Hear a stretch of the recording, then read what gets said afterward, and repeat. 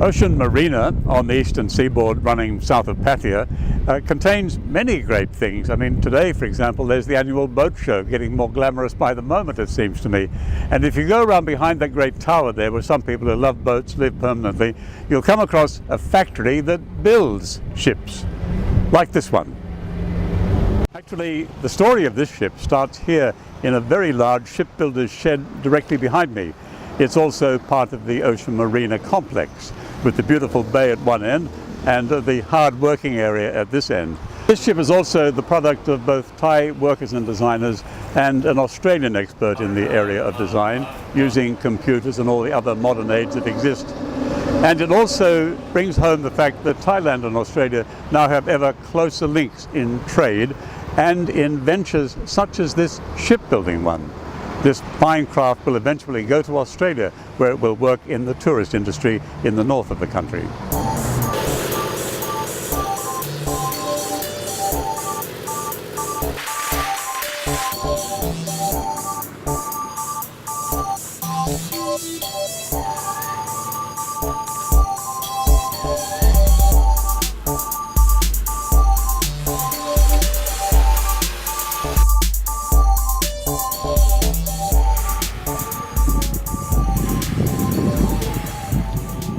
Well, seeing a new vessel, from my point of view, is really exciting.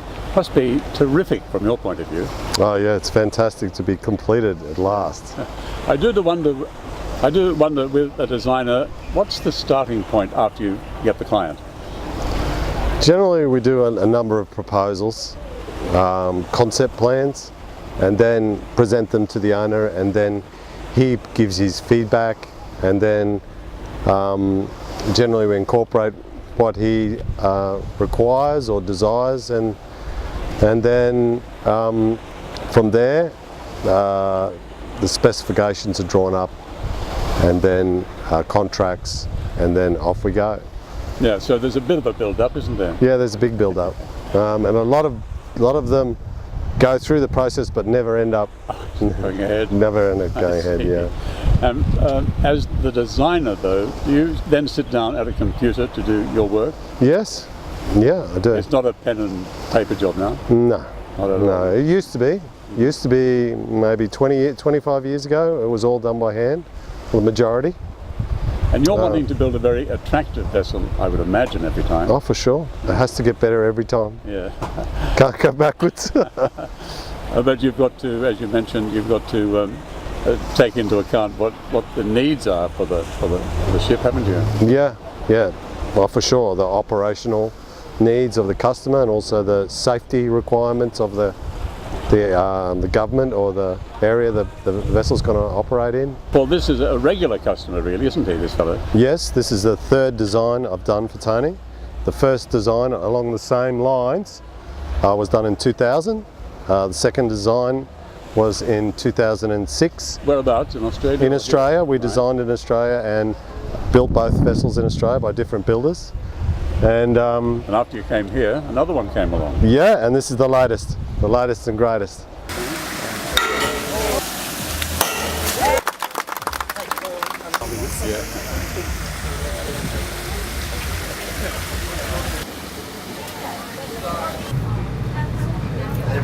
And Tony, from a business point of view, why would you come to Thailand to make your new ship to take back to Australia?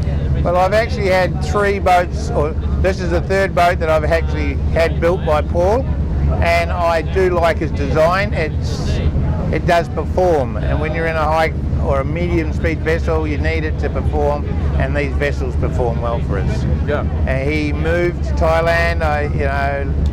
The sad part about it, you couldn't build this boat in Australia for the price or the labour, the amount of labour that's in them these days. This boat has had 70,000 man hours, and so you can put a price on that. Imagine. In Australia, man. Yeah. Among the special guests today on this sea cruise that we're on off Pattaya is the Australian ambassador based in Bangkok, Mr. Paul Robilliard.